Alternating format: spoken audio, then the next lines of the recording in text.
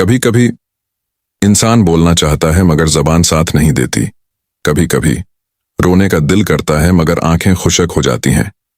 जिंदगी इंसान को ऐसे मकाम पर ले आती है जहां चारों तरफ धुन्नद होती है और आगे बढ़ने का कोई रास्ता दिखाई नहीं देता। ऐसे में जब दिल गम से बोझल हो और रूह निढाल हो चुकी हो तो इंसान सजदे में जाकर या तन्हाई में आसमान की तरफ मुंह करके सिर्फ एक ही बात कहता है, अल्लाह, मैं थक गया हूं। मेरे रब, मैं इस दुनिया के मसाइब से, लोगों की बेरुखी से और अपने ही बार बार टूटते हुए ख्वाबों से थक गया हूं।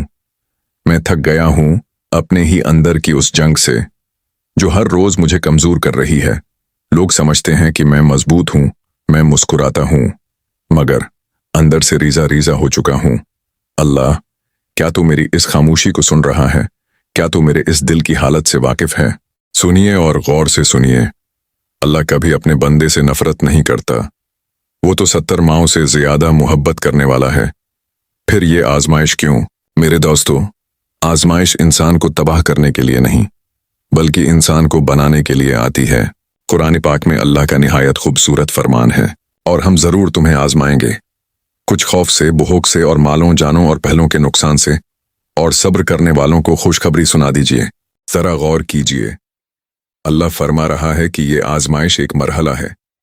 जब एक सोना भट्टी में डाला जाता है तो मकसद सोने को जलाना नहीं होता बल्कि उसके अंदर की मिलावट को खत्म करके उसे खालिस बनाना होता है।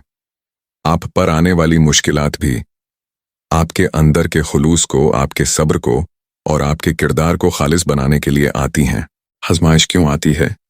इसका दूसरा मकसद अल्लाह की तरफ रुजुआ है।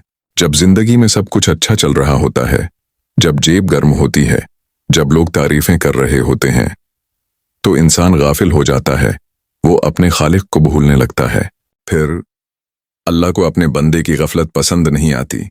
वो आपसे मोहब्बत करता है, इसलिए वो दुनिया का कोई दरवाजा बंद कर देता है।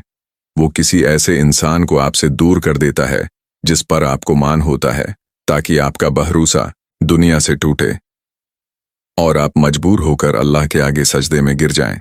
जब आप रोते हुए सजदे में गिरते हैं तो अर्श इलाही पर फरिश्ते कहते हैं, या अल्लाह, तेरे इस बंदे का दुनिया में कोई नहीं रहा, अब ये तेरे दर पर आ गया है।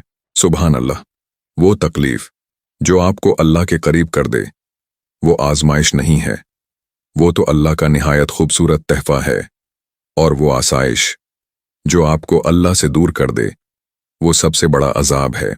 इसलिए अगर आज आप हार चुके हैं, अगर आज लोग आप पर हंस रहे हैं, या अगर आज आपको लगता है कि आपकी जिंदगी बस यहीं तक थी, तो रुकिए, अपने आंसुओं को साफ कीजिए। कुरान पाक का वादा है, बेशक हर मुश्किल के साथ आसानी है। दुनिया की कोई रात ऐसी नहीं बनी जिसके बाद सुबह न हुई हो। दुनिया का कोई दुख ऐसा नहीं है जिसके बाद सुकून न लिखा गया हो।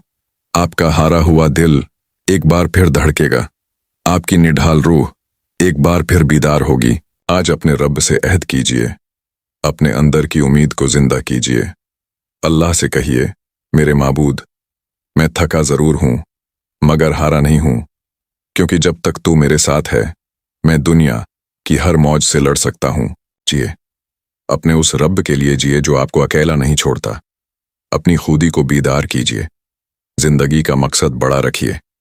याद रखिए, आप इस दुनिया में किसी मकसद के लिए भेजे गए हैं, और आपकी जिंदगी इतनी सस्ती नहीं है कि किसी दुख या किसी इंसान की वजह से खत्म हो जाए।